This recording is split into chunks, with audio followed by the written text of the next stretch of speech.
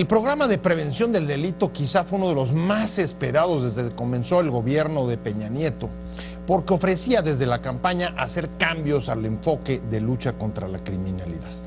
¿Qué ha pasado con este programa? ¿Cuál es el balance? ¿Y cuáles los principales pendientes? Hoy va a estar aquí en este estudio el nuevo titular de Prevención del Delito de Gobernación, Alberto Beñé. Quédese con nosotros. Soy José Buendía. Gracias por estar en este programa en el que todas las ideas se pueden cuestionar siempre que se debatan. Vamos a ver algunos datos de contexto para venir aquí a nuestra discusión. Y recuerde que me puede enviar sus comentarios a mi cuenta de Twitter, José Buendía MX. La estrategia contra el delito es de las políticas más esperadas desde que inició el nuevo gobierno de Enrique Peña Nieto, que en campaña prometió ajustar el programa militar y punitivo de la pasada administración. Hace 3 años, el presidente Peña Nieto presentó el Programa Nacional de Prevención del Delito, que busca atacar la violencia con acciones sociales en las 50 ciudades más cruentas del país y luego extenderse hasta 250 urbes afectadas por el delito. El plan descansa en la coordinación con los 3 niveles de gobierno y 9 secretarías, pero no considera más policías a la calle, ni mayor combate directo a los cárteles de la droga. El secretario de Gobernación, Miguel Ángel Osorio Chong, designó hace apenas unos días al nuevo titular de esta área, tras la renuncia del muy cuestionado antecesor en el cargo, Arturo Escobar, de parte precisamente de organizaciones de la sociedad civil. ¿Cuáles son las principales tareas pendientes? ¿Cómo recomponer la relación con la sociedad para permitir la participación en la prevención del delito? Las organizaciones no gubernamentales advierten, por lo pronto, que la única manera de que el programa prospere depende de que no se politice ni se le dé un uso electoral. Posiciones. 1. La directora de México Evalúa, Edna Jaime, señaló que fomentar el diálogo abierto y la participación activa de la sociedad es prioritario para mejorar las condiciones de la política de prevención del delito y la violencia. Si se politiza el Programa Nacional de Prevención Social de la Violencia y la Delincuencia, no prosperará. 2. Eunice Rendón, es directora de Prevención del Delito, manifestó: hemos avanzado en la prevención del delito, pero somos conscientes de que aún nos falta para tener el Programa Nacional de Prevención con el que soñamos todos. 3. De acuerdo con Segov, en lo que va del sexenio los homicidios se han reducido en 30%. 4. México atraviesa una grave crisis de violencia y de seguridad desde hace varios años, según el último informe de la Comisión Interamericana de Derechos Humanos sobre el país. 5. El gobierno respondió al informe del organismo y dijo que no refleja la situación general del país. Hoy vamos a hablar de prevención del delito, un tema que a usted le interesa, es un tema muy sensible, un tema que llama poderosamente la atención justo por el impacto que tiene en la ciudadanía. Quizá el programa más esperado o de los más esperados desde que comenzó este gobierno fue el de prevención del delito y participación ciudadana, porque desde campaña el presidente Peña Nieto ofreció que habría un cambio de enfoque y se privilegiaría justamente la prevención. ¿Qué ha pasado en estos últimos 3 años desde que se presentó ese programa? Me da mucho gusto que hoy esté aquí el nuevo titular, el nuevo subsecretario de Prevención del Delito y Participación Ciudadana, Alberto Beñé. Alberto, un placer. José, muchas gracias por la invitación. Muchas gracias por venir. Al contrario, con mucho gusto. Y está con nosotros también Gerardo Galarza, usted lo conoce, director editorial adjunto de Excelsior. Pepe, como siempre, muchísimas gracias por la invitación. No, hombre, un placer de verdad con los dos. Y si quieren arrancamos, porque el tiempo se nos va como agua, Beto. Muy bien. A ver, en efecto, así fue de las más esperadas estrategias, la del programa de prevención del delito. ¿Cuáles son, ahora que llegas a este cargo, después de 2 subsecretarios, 2 antecesores, Campa, que se fue a Derechos Humanos, y Arturo Escobar, en medio de una enorme controversia con las organizaciones sociales? Ahorita nos metemos, si quieres, al tema, pero de entrada, ¿qué estás viendo como las principales tareas? Bueno, en primer lugar, se trata de que el Programa Nacional de Prevención Social de la Violencia y la Delincuencia se traduzca en una política pública en los 3 niveles de gobierno, con la concurrencia de muy distintas instituciones, pero sobre todo con una intensa participación ciudadana, comunitaria. El gran reto es eso, que sea una política pública que trascienda una administración, que no tenga tintes partidistas, que se apropie de ella la sociedad y que logremos efectivamente atacar en forma permanente, sistemática, con buenos instrumentos de evaluación, esos factores de riesgo que favorecen la violencia y la delincuencia, sobre todo en determinadas zonas del país, muy específicamente en los 92 demarcaciones en las que estamos trabajando. Una demarcación puede ser un municipio, una zona metropolitana, una zona conurbada con 2 o más municipios, y dentro de esas demarcaciones, los 240 polígonos, que son colonias, andadores, corredores, en donde se concentran mayores factores de riesgo y mayores índices delictivos. A ver, 2 temas o 2 puntos que venimos pidiendo, yo creo que no solo para esta política pública, sino para muchas otras, que haya continuidad, que haya programas que trasciendan sexenios, y que por supuesto hay algunos temas que por su propia naturaleza no pueden o deben de prestarse a la utilización digamos, de enfoques o intereses o aprovechamientos partidistas. Esa es, yo creo que la palabra clave que ha dicho el subsecretario, trascender, y lo has comentado tú, trascender al sexenio, hay que decirlo, es a trascender el gobierno y que venga, sea del partido que sea, mantener esta prevención. Evidentemente, traducir en políticas públicas, yo lo veo, muchos conocen en México la experiencia colombiana, por ejemplo, que se intentó adaptar en determinadas partes. En este asunto de los cuadrantes, en este asunto la recuperación de los espacios públicos, que se llamó, y que yo creo que aquí el problema no es que se recuperan, no se recuperan, se recuperaron espacios públicos, a mí me consta, lo podemos ver, muchos de los, que nos están viendo podrán saber que se recuperaron parques, se recuperaron campos deportivos y demás. Mientras la ciudadanía no participe, tampoco va a funcionar el asunto. Si le dejamos todo en manos del gobierno, no va a funcionar. Por ejemplo, nos informa el subsecretario, 92 demarcaciones, 240 polígonos. Digamos que combatimos bien el delito a través de la prevención. ¿Qué va a pasar? Pues los presuntos delincuentes o delincuentes comprobados se van a ir a otros polígonos y se van a ir a otras 92 demarcaciones donde no está el programa. O sea, lo que te está diciendo es el llamado efecto cucaracha. Que le dice, ¿no? ¿Por qué? Porque si en otras partes de los 92 no participa no solamente el gobierno, sino los ciudadanos no estamos involucrados, pues no va a haber. Y creo que la participación ciudadana era, como dice el subsecretario, y es lo que yo quiero preguntarle, ¿cómo aterrizarlo en política pública? ¿Con quiénes? ¿Qué ciudadanos? ¿Qué organizaciones de ciudadanos? Luego, el problema de la partidización política, que de repente se nos vuelve como un freno a los mexicanos, ¿no? A ver, ahí hay dos puntos sobre la mesa. Beto, uno es la participación. Tu antecesor salió del cargo en medio de una enorme controversia y sobre todo pues con una enorme confrontación con casi todas las organizaciones sociales. Es difícil a veces recordar un movimiento tan fuerte como el que se dio contra Escobar, de descontento, y en efecto, como dice Galarza, pone sobre la mesa, y lo han dicho también las propias organizaciones, sin participación ciudadana es muy difícil que se sostenga o que pueda prosperar ninguna clase de programa de prevención del delito. ¿Cómo recomponer la relación que para ti, digamos, es imprescindible desde el nombre del cargo? Bueno, quiero decir que el problema estructural, el de fondo, es el de una ciudadanía muy débil y poco participativa. Sí. Estuve 3 años, hasta hace poco, en un comité de expertos externos del IFE, ahora INE, e hicimos con el Colegio de México un estudio que se llama Informe País sobre la calidad de la ciudadanía en México. Tenemos un déficit enorme, no solamente respecto a la fragilidad, la desconfianza en la ley, en la legalidad, sino también entre las propias comunidades. Es decir, ciudadanía también tiene que ver con eso, con la convivencia comunitaria en las colonias. Entonces, esos son procesos de cambio, desde luego, dilatados, son complejos, y hay que entrarle a ellos. Me parece que es un esfuerzo que debe convertirse en un proyecto en donde las autoridades, los organismos electorales, con las instituciones académicas, muchas dependencias y entidades, le entren a construir ciudadanía. Es un gran reto y desde luego que lo voy a promover desde aquí. Es una instrucción que tengo el secretario Miguel Osorio Chong, porque nos queda claro que si no avanzamos en ese frente, aunque sea más lento, no vamos a lograr cambios estructurales. En el corto plazo, ¿qué debemos hacer? Depurar lo que se ha hecho y se ha hecho bien, consolidar, digamos, las líneas de trabajo que han funcionado.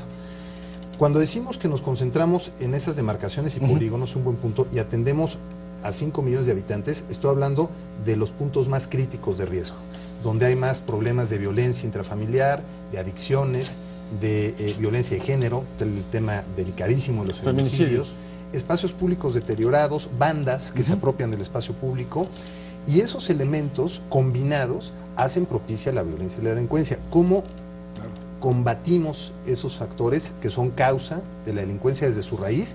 toco este punto. Me parece que con la sociedad civil hay que establecer una relación de mucha comunicación, ya lo empecé a hacer, pero sobre todo asumir que el gobierno, esta subsecretaría, debe ser un facilitador de las acciones de la sociedad. Es decir, lo que debemos es facilitar su participación, poner condiciones para que actúen, puedan desplegar su trabajo, porque la cohesión social solo se va a lograr así. Entonces, así lo entiendo, no entendería este trabajo sin una amplísima comunicación y colaboración con la sociedad. Ahora, han sido justamente las propias organizaciones sociales las que han dicho señalamientos como la preocupación respecto por ejemplo, de la politización de un tema que en sí mismo debe ser absolutamente neutral. Dicen, bueno, es un programa que se extiende sobre 60 polígonos, que más o menos deben ser como unas 50 ciudades. Creo que originalmente se iba a aplicar sobre las 50 ciudades más violentas del país. ¿Cómo a veces separar, por ejemplo, en este tema, esas 50 ciudades de los calendarios electorales que seguramente un año sí y otro también pues, coinciden Mi percepción, Pepe, es que es la falta el déficit de ciudadanía también tiene que ver con eso. Yo creo que una parte, si quieres verlo como un riesgo de la democracia, es que si un gobierno, en el nivel que sea, hace bien su trabajo, tendrá réditos electorales. Es decir, si un partido, el presidente municipal, el gobernador, el presidente de la República de determinado partido hace bien su trabajo, evidentemente redundará en beneficio del partido. Eso es inevitable. Claro, ese es el mejor de los mundos. Es el mejor de los mundos. De los resultados que te lleven. Sí. Y entonces, pero nosotros tratamos en México de que no participemos, no esto, no aquello. No, está bien que no participemos y que no sea parte de un programa electoral, por supuesto, pero no podemos dejar de vista que todas las acciones gubernamentales y también de la ciudadanía tienen que ver con híjole, le voy a decir una palabra nada más por decirlo, con este mito que ya le creamos a la democracia. Creamos en México, nuestra antidemocracia creó el mito de la democracia resolvedora de todos los problemas. Por eso en mi opinión de vista, estamos tan decepcionados del sistema democrático, porque no nos resolvió todo. No, porque la democracia no es ir a votar y que cuenten mi voto. Es esencial y es parte inicial, pero luego viene la participación ciudadana en todo esto. El déficit de ciudadanía que tenemos no solamente es ir a votar y no votar, o los que votaron y no votaron, es la no participación en diferentes políticas públicas que estamos obligados. Puede haber saquemos el asunto de la violencia, puede haber un mejor reglamento de tránsito que el que tenemos o el que pueda haber. Si nosotros no lo respetamos, no pasa nada. Pero es el que hay. Ahora, ese es, digamos, el mejor de los mundos. Hay otro que es el peor de los mundos, que es cuando los liderazgos políticos, partidistas, los partidos están en todos los niveles de gobierno, utilizan o aprovechan los descalabros de seguridad, que son un problema que en efecto afecta a todos los que están en puestos de gobierno, para tratar de hacer operaciones de acoso y derribo del adversario. Eso me parece que es lo que quieren decir con politizar, pero explícamelo tú. Bueno, me parece que Gerardo tiene toda la razón. Es decir, un gobierno no puede paralizarse porque haya procesos electorales. Ningún gobierno en una democracia en ninguna parte del mundo. ¿Cuáles son los problemas? Las distorsiones o los sesgos. Por ejemplo, condicionar la prestación de un servicio, destinar recursos públicos sujetos a una negociación o relación clientelar con los beneficiarios del programa. Aquí tenemos una ventaja. Los diagnósticos son comunitarios. Los diagnósticos de donde parten los proyectos de intervención a través del programa son diagnósticos que surgen de la comunidad. Tenemos organizaciones muy serias, por ejemplo México Evalúa, que encabeza Edna Jaime, que está evaluando sistemáticamente el programa. Lo quiero ampliar esos instrumentos de evaluación. Me parece, por ejemplo, que no estamos aprovechando al máximo a todas las instituciones de educación superior del país, que hay, desde luego, profesores, investigadores muy competentes y muchos jóvenes pasantes que podrían ayudarnos a ser testigos sociales de los programas y contribuir al levantamiento de los diagnósticos con la comunidad. Tenemos que canalizar muchas energías en esto, articularlas.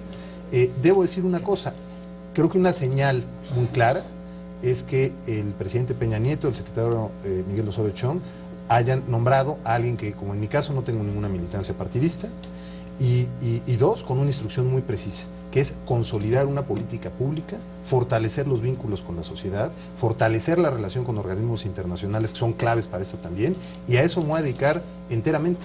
Ese va a ser mi trabajo, sin otro interés que lograr los objetivos de la prevención, porque durante años fui un crítico de una política de combate a la delincuencia, solo teniendo como eje la seguridad, la fuerza pública, que desde luego es una función indispensable del Estado, pero si no haces esto otro en paralelo, estás omitiendo una función también absolutamente indispensable. Es decir, modificar esas condiciones, dejar de criminalizar a los chavos de una colonia popular. Ahí tenemos que entrarle. Cuidar, por supuesto, al máximo a las chicas que van y vienen de la escuela o muy temprano, cuando todavía no amanece, o por la noche, a las mujeres que regresan del trabajo. ¿Qué significa eso? Lo vi ahora en Aguascalientes, es una caminata nocturna. Las comunidades están organizándose. En unas colonias de Aguascalientes, nos decían las señoras, es que ya platicamos con los chavos de esas bandas, necesitamos más apoyo para que los chavos tengan más actividad, pero al hablar con ellos han dejado de ser tan agresivos. Ya les dijimos que pues son nuestros propios hijos, son de la misma comunidad. No, si cometen un delito tiene que entrar la fuerza pública, por supuesto, pero lo que hay que hacer es evitarlo, tratar de evitarlo, y va por ahí. Voy a tener que hacer un corte comercial rapidísimo y regresamos con un tema que seguramente preocupa a cualquier autoridad, y es: la Secretaría de Gobernación dice que ha habido una reducción de los crímenes de cerca del 30%, pero las percepciones de la ciudadanía respecto de la inseguridad no van necesariamente en el mismo camino ni en el mismo carril que los anuncios de mejoras en términos de combate al delito que ha dicho los últimos días Gobernación. Gobernación ha dado algunas cifras las últimas semanas, una reducción de 30% en crímenes, en homicidios, pero la percepción, si tú ves la mayoría de los sondeos, no hay una reducción que acompañe ese dato. Sigue prevaleciendo pues un estado de inseguridad y de alarma que se refuerza cuando pues sigues escuchando ajusticiamientos en el Estado de México, en problema de feminicidios, no solamente en el Estado de México, en el norte, etcétera. Bueno, debemos contextualizar esto, creo que todos lo tenemos muy claro. México se ha visto sometido a un fenómeno muy dañino que trasciende al país en muchos sentidos, porque es un negocio, un fenómeno internacional, que es el del mercado de las drogas y el narcotráfico. Es importante decirlo porque se trata de un desafío en el que hace falta ir modificando la visión y las estrategias globales para combatir al narcotráfico. Fortalecer la prevención también desde una perspectiva global. Viene ahora en abril la sesión especial de la Asamblea de Naciones Unidas sobre las drogas. Así es. Creo que es muy importante. Se están organizando aquí en México foros, ha habido una discusión amplísima en otros países, se han presentado propuestas, pero sí creo que importa contextualizar esto porque nos ha distorsionado de manera sustancial. Ahora, lo que es un dato duro, real, es que de los picos a los que se llegó a partir del 2008 hasta el 2012, en términos de homicidios dolosos, la disminución ha sido consistente. Es decir, ahí no hay duda de esa disminución. En 3 años bajamos de 22 homicidios por cada 100,000 habitantes, después el siguiente año 19 y finalmente a 16. Desde luego falta, pero volvimos ya a los niveles que estábamos, digamos, en los 90.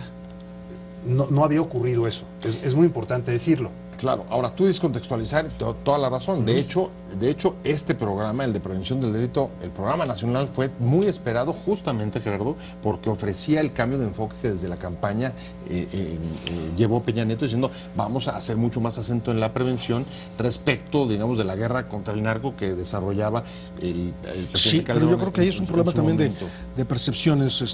Yo estoy de acuerdo en el asunto de las percepciones, Pepe. ¿Por qué?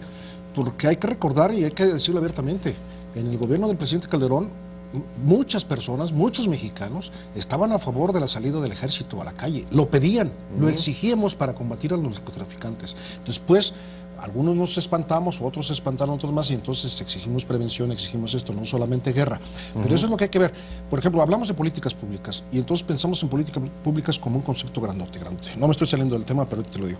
Y yo recuerdo de las políticas públicas exitosas, la del único alcalde comunista que tuvo Madrid, el primero, después de la transición, Santiago Carrillo, cuya mejor política pública para la prevención del delito fue iluminar la ciudad. Y bajó los índices de criminalidad con la simple iluminación de la ciudad. A veces se refieren los funcionarios de política pública, nosotros como periodistas a políticas públicas, y los ciudadanos piensan que son programas, grandes programas y todo, y a veces son políticas públicas que tenemos que aterrizar y que decirle a la gente, esto es lo que está pasando. Si tú dices las percepciones, y también las estadísticas dicen que la cifra, incluso la de 22%, la de 22 homicidios dolosos por 100,000 habitantes, pues era mucho más baja que la de Honduras, la de El Salvador, la de Venezuela y de muchos otros países, no la de 16 ahorita. Pero es un asunto de percepciones. El asunto, yo creo, y tiene razón quien se queja, de que no debe haber un homicidio doloso por ninguna cantidad. Y luego tenemos que también contextualizar, ahí estoy de acuerdo. Hay tantos homicidios en el país, ¿cuántos son dolosos? ¿Cuántas muertes hay por accidentes de tránsito o de calle que están considerados por la ley como homicidios y los que tienes que catalogar como homicidios? A cambio, por ejemplo, la propia cifra de estimación de seguridad dice que los secuestros se han incrementado, pero también hay otra cosa, ¿cuántos se registraban antes y cómo se registran ahora? Creo que la mayor percepción es la que tú puedes sentir cerca de ti, en tu casa, en tu colonia, y entonces cómo es la seguridad. Y allí tenemos que pensar en cómo estamos viviendo los mexicanos. A ver, de acuerdo, no hay política pública, que ese es, digamos, el punto donde ustedes han convertido, sin un sustento de presupuesto. Una de las críticas que se ha hecho justamente al gobierno es que haya reducido, que no se haya mantenido las expectativas de presupuesto respecto de la prevención. ¿Qué significa eso? Con una disminución consistente en homicidios dolosos, es decir, homicidios intencionales. Lo que tenemos ahora que hacer es no solo impulsar este programa de prevención, como decía Gerardo, es poner un foco para iluminar un espacio, porque con eso disminuye o acotas uno de los factores de riesgo para que ataquen a una mujer. Pero también necesitas ir con la banda y a esa banda de jóvenes darles oportunidades de empleo productivo. Hasta de diversión. Y por supuesto, de entretenimiento, de esparcimiento, parques, de deporte, gimnasios, bla. de deportes, artes, cultura. Es otro componente clave del programa, vincular estas actividades de prevención con el mundo productivo. Por eso participa también la Secretaría de Economía, por ejemplo. Ahora bien, me parece que algo que necesitamos fortalecer es, y lo ha planteado el gobierno del presidente Peña Nieto, el tema de las policías. Porque hoy platicaba con un amigo experto en estos temas, Ernesto López Portillo, por la mañana, y me decía, no se está dando la necesaria articulación entre prevención social y policías. Y este es un problema que, si no se resuelve, nos va a dificultar las transformaciones estructurales. Y es una de las 9 secretarías que están interactuando, ¿no? Por supuesto, por supuesto. Y por una razón muy simple. Tú puedes recuperar un espacio público. Pensemos en una plaza. La gente con muy buena voluntad de la comunidad, apropiarse del espacio, empezar a disfrutarlo. Pero no basta. Si hay crimen organizado que no quiere que se haya recuperado, tiene que haber también una policía que resguarde esa comunidad. Hay unos datos que ibas a poner sobre la mesa. Sí, ibas a poner sobre la mesa. Fíjate, hoy en Excelsior publicamos precisamente el asunto de los, así como hay profesores que se evalúan, también los policías se evalúan en México. Y de 300,000 en números redondos, que son policías municipales, estatales y federales, reprobaron los exámenes de conciencia 30,000. 30,000 municipales. No, de los 3, pero la mayoría, de más del 50% de los 30,000 son policías municipales. Es decir, la policía más cercana a la comunidad. Tú comentábamos en el corte también que no necesariamente las policías estatales o la federal son mejores. Pues pueden ser mejores en alguna parte, pueden ser mejores en otro o peores en otro lado. Justo el caso de Veracruz, no es la policía municipal, sino la policía estatal la que está involucrada en escándalos. Evidentemente los policías federales son mejores pagados, estudiados y demás, que pues yo me gusta poner el ejemplo, y no por menospreciar a nadie. No es lo mismo el municipio de San Pedro Garza García o de Naucalpan, ni en capacitación, ni en salarios, ni en nada, que el municipio de Yajalón, Chiapas, o cualquier otro de esta cantidad, que además deben tener 3 policías, si es que tienen.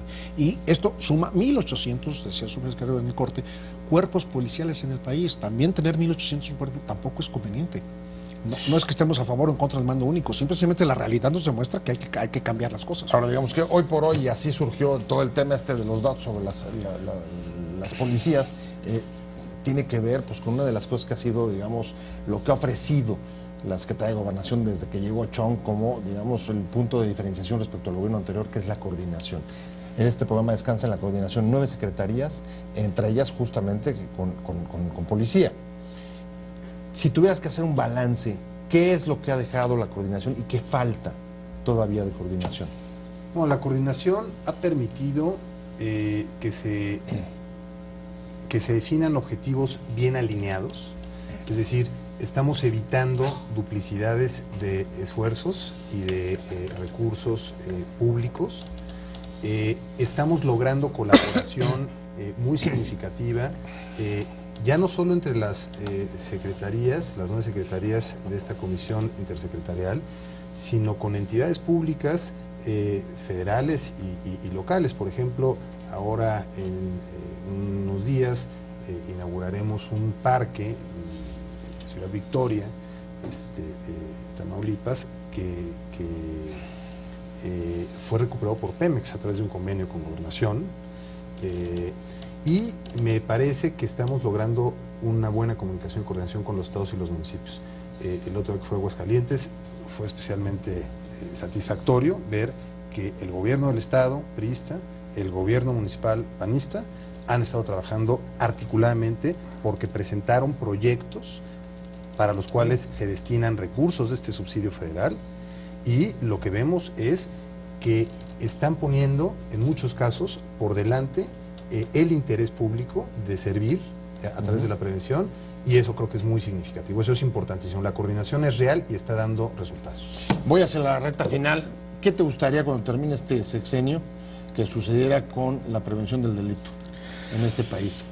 Yo creo que si tuvieras que imaginarte o soñar. Lo imagino para mí, supongo que todo el mundo lo imaginamos, pero no puedo hablar por todos. Tener la percepción de seguridad. Creo que muchos mexicanos tienen la percepción de seguridad, algunos tienen percepción de seguridad, hay que decirlo también, pero creo que esa debe ser la percepción de seguridad más allá de las estadísticas, más allá de las cifras. Mira, puedo poner un asunto rápidamente fuera de la mesa, una equivocación terrible, autodefensas en Michoacán, bienvenidas en los medios, aplaudidas, bien comentadas mediáticamente de esto, y vimos el desastre que fue. No estoy hablando de las policías comunitarias, que es otra figura y que funcionan en algunos casos, no en todos. Pero entonces, esas percepciones de que nada más al puro aventón, híjole, tiene que ver. Entonces, ¿qué esperaré yo para el final del sexenio? Yo no creo que va a ser para el final del sexenio, habrá que esperar un tiempo.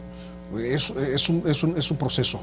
No se puede, no hay soluciones mágicas, creo yo. Tampoco me quiero hacer tantas ilusiones. Por lo menos la percepción de seguridad.